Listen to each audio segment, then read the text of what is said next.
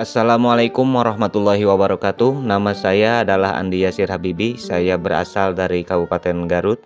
Saya adalah peserta calon guru penggerak angkatan 8. Pada kesempatan kali ini saya akan menyajikan materi modul 1.1.A.8 tentang koneksi antar materi, kesimpulan dan refleksi modul 1.1. Adapun pertanyaan pemantik dalam membuat kesimpulan dan refleksi terhadap pemikiran-pemikiran Ki Hajar Dewantara di antaranya adalah yang pertama, apa yang Anda percaya tentang murid dan pembelajaran di kelas sebelum Anda mempelajari modul 1.1. Pertanyaan yang kedua, apa yang berubah dari pemikiran atau perilaku Anda setelah mempelajari modul ini? Kemudian yang ketiga, apa yang dapat segera Anda terapkan lebih baik agar kelas Anda mencerminkan pemikiran Ki Hajar Dewantara? Awal mula menjadi guru memiliki idealisme bahwa menjadi guru harus mampu mencerdaskan muridnya dan memiliki karakter yang baik. Pemikiran saya saat itu bahwa indikasi dari murid yang cerdas diantaranya menguasai materi yang disampaikan sesuai dengan kurikulum yang diterapkan, dan siswa mampu mendapatkan nilai yang baik ketika setiap ulangan, dan puncaknya mendapatkan nilai EBTANAS atau ujian nasional yang tinggi. Murid dianggap seperti bahan yang bisa dibentuk sesuai keinginan guru. Untuk mencapai tujuan tersebut, tentu saja banyak cara atau metode yang diterapkan oleh guru. Tujuan utamanya adalah bagaimana murid bisa menguasai materi yang diajarkan secara sempurna sesuai keinginan guru. Kerap kali saya menghukum siswa yang tidak menguasai materi pembelajaran. Pokoknya tidak mau tahu, siswa harus mengerti dan bisa mengerjakan soal. Pembelajaran harus tuntas terkait tuntutan yang telah ditetapkan secara sentralistik dari kurikulum yang ada. Karena imbasnya jika tidak, maka nilai ulangan atau ujian nasional bisa jadi jelek. Dan ketika jelek, maka itu bisa menjadi standar bahwa sekolah atau guru tersebut tidak bagus. Dalam waktu yang lama metode pembelajaran saya pertahankan. Tidak tanggung-tanggung, murid kelas 9 harus mengikuti jam tambahan guna memahami materi yang harus dipahami. Pada waktu itu saya merasa menjadi guru yang berhasil. Namun beberapa tahun saya mengajar dan membuka mata, ternyata kesuksesan dalam meraih nilai ujian nasional tidak sebanding lurus dengan kehidupan nyata. Banyak di antara murid saya yang dulunya tidak mendapatkan nilai yang baik dalam ujian nasional, ternyata mereka berhasil dalam kehidupan dengan profesi yang beraneka ragam. Dan sebaliknya, ada di antara murid yang memiliki prestasi yang baik dalam ujian nasional, namun dalam kehidupan tidak meraih prestasi yang baik.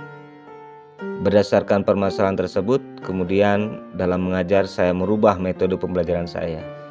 Di kelas saya tidak marah-marah jika siswa tidak memahami materi, namun tetap tegas jika ada siswa yang melanggar etika. Ketika siswa sudah paham atau tidak mengerjakan latihan, saya lebih senang menanyakan latar belakang masalahnya. Ternyata dengan seperti itu saya lebih asik mengajar. Murid pun tidak mendapatkan tekanan dan mereka lebih dekat, terlepas dia bisa atau tidak dengan pembelajaran. Namun di sisi lain, dengan seperti ini saya merasa bahwa diri saya gagal dalam mengajar karena siswa tidak menguasai materi yang diberikan secara utuh dan sempurna. Pada waktu itu saya belum tahu konsep pemikiran Ki Hajar Dewantara. Yang saya tahu sebatas semboyan ing ngarso sung tulodo ing madyu mangun karso dan tuturi handayani, dan hanya tahu sebagai semboyan tanpa tahu secara mendalam tentang makna tersebut. Kemudian terus terang saja saya sangat tertarik dan ingin mendalami lebih jauh tentang konsep pemikiran Ki Hajar Dewantara setelah mengikuti pembelajaran calon guru penggerak di modul 1.1. Ketertarikan tersebut muncul karena salah satu di antara alasan bahwa pemikiran Ki Hajar Dewantara relevan dengan kondisi dan tuntutan zaman saat ini. Pemikiran saya terbuka setelah memahami pemikiran Ki Hajar Dewantara. bahwa pengajaran adalah bagian dari pendidikan dan pendidikan adalah tuntunan. Artinya menuntun murid untuk meraih apa yang diinginkannya. Tentu saja karena kita mengikuti arah keinginan murid untuk meraih tujuan hidupnya, maka di sini kita menghamba kepada murid atau anak didik kita. Pendidikan tidak sekedar murid harus menguasai materi yang dipelajari, namun pendidikan diawali dengan memahami murid dan mengikuti arah keinginan murid.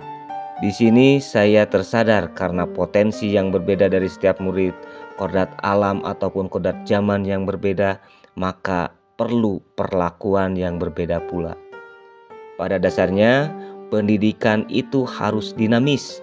Yang ditekankan adalah keadaan murid, kodrat alam, dan kodrat zaman. Pendidikan harus berpusat pada murid. Kesalahan saya yang tidak saya sadari selama ini adalah ketika mendidik, saya berperan seperti Tuhan. Artinya, siswa harus mencapai tujuan pembelajaran secara merata tanpa mempertimbangkan aspek lain.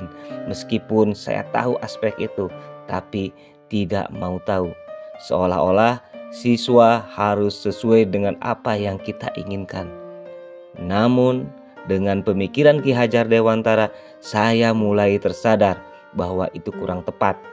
Banyak yang harus dipertimbangkan dalam mendidik.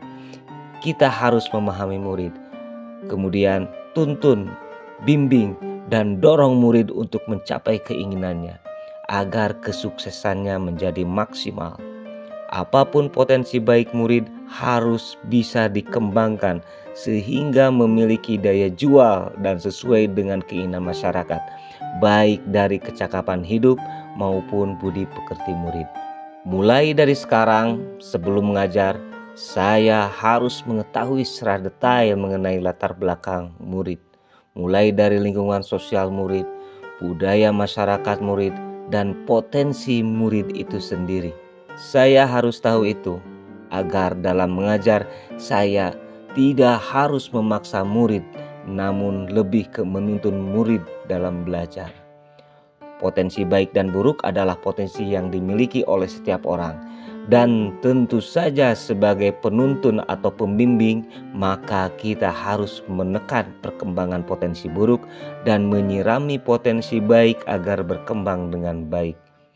Mendidik tidak hanya satu kali, namun harus dilakukan secara berkesinambungan atau kontinuitas. Maka jikapun ada siswa yang belum paham karena keterbatasan kemampuan, maka pada kesempatan lain dia pasti akan paham meskipun dalam kondisi atau guru yang berbeda. Mengajar tidak usah marah-marah karena tidak ada artinya. Bahkan bisa jadi menanamkan kebencian murid kepada guru yang notabene itu adalah karakter yang tidak baik, dan secara tidak langsung kita telah memberikan benih kebencian tersebut. Selamat menjalankan tugas mendidik. Semoga kita menjadi pendidik yang baik dan benar.